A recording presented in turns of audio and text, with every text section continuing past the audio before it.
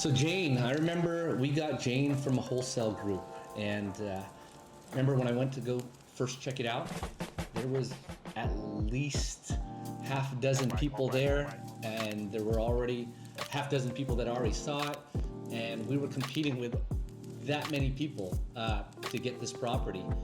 I think it was listed, or they offered it at 570-ish or so, and we ended up getting it because of our reputation, you know. They know that we close fast. We closed a few deals with them before, and we ended up getting it, for 575.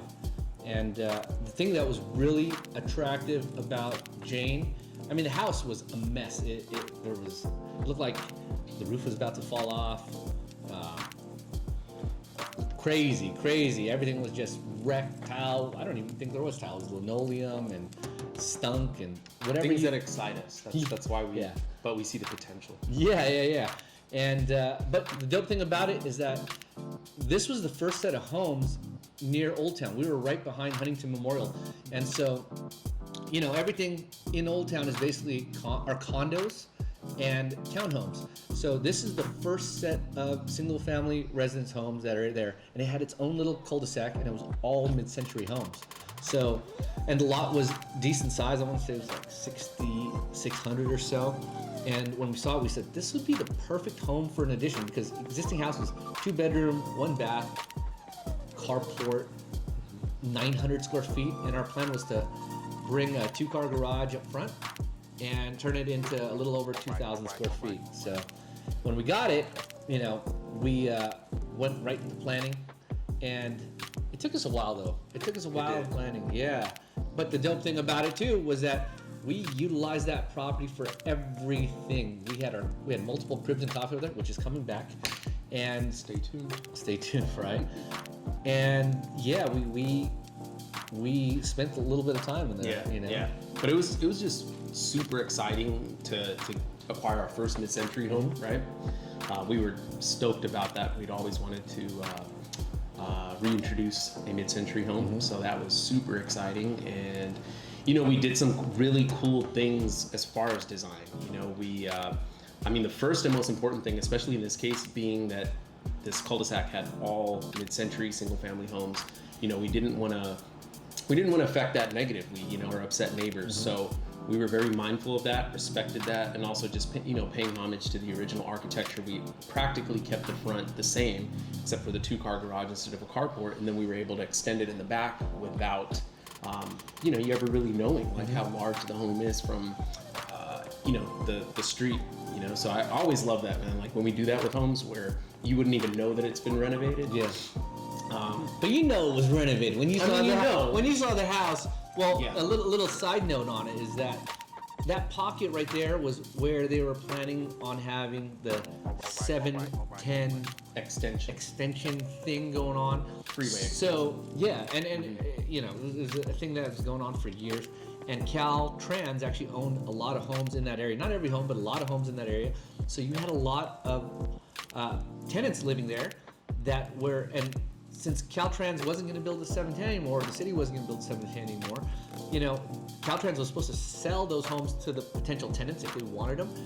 But if that's going to happen, you don't want to take care of your home. You want the lowest value possible so you can buy it at the lowest price. So a lot of tenants, they just kind of... Because they get first dibs at it. Being existing tenants, they would get first crack at being able to buy those from Caltrans. Yeah. So some neighbors who own the homes, their houses look great, dope landscaping. Other neighbors, their landscaping was crazy because, you know, they're trying to wait for their offer. Right. And they wanted the lowest price. So getting back to the design, I mean, I think, you know, it was crazy and just super exciting. We killed it on the design as far as the kitchen, the tiles we used, the color scheme, the custom cabinets, the bathrooms looked amazing. The overall house felt great. It was not the first time, but you know, in this particular home, because it was mid-century and because of the design and aesthetic, we decided to keep the floors concrete, so we polished the floors. We installed an atrium in the middle of the home, which was just so dope. Like, you know, imagine being able to step outside, but within your home, and you're surrounded by glass, like, just dope. You know, and then we did this thing for the first time, shadow molding, which is just basically picture like invisible or almost like seamless baseboards So instead of it sticking out from the wall, it's flush. And because of that, we've actually received a few other homeowner clients who saw that home through open houses, and they were like, yo, I need that shadow molding in my house. I think the proper term was sexy. They said, Yeah. They said, give me that sexy molding. Right? Yeah. I mean, most of our homes are sexy. It's like sexy molding, Yeah, right? yeah. So Molding. very, yeah. Yeah. That was a very cool project. You know, even when it was done, we had a few events over there too, Yep. and people loved it. Yeah. Loved it. I mean, we were able to get a lot of homeowner clients from there that wanted us to do interior design, Yeah. additions to their home. We even had a couple people in that neighborhood there asking us, hey, what can we do to, you know, fix our home and bring it to the size and do something very similar. Yeah. So we got a lot of love in that property there. And the dope thing about it, originally we thought it was gonna be, we were gonna sell it for 1.35 million. We listed it at 1.45. Yeah. And we got a little over 100K when it was all said and done. So Yeah. it's nice. And then it was just great to, you know, I always love when we can connect with or hear kind of the background of our neighbors. So we know, you know, what motivates them not only about our house, but just the why behind them buying a new home or moving. And this particular couple, it was awesome to hear that they, first of all, they just absolutely fell in love with our home immediately, and that's why they came strong with their offer. But not only that, they lived in like a multi-level hillside home. And, you know, they wanted to, as they aged, they wanted to be in a single story home, and they lived in downtown. So like, you know, this home was right off the 110 freeway. So it's a straight shot for them for work. And then when they retire, I mean, they just loved the fact that it was single story, and the whole design just excited them. Yeah, and to give you an idea about the neighborhood, you know, us bringing in this larger home, what it did for the existing size homes over there, you know, it brought up the price per square foot. So we were able to get our home when it was a 2-bedroom, 1-bath, not livable though, but for $575.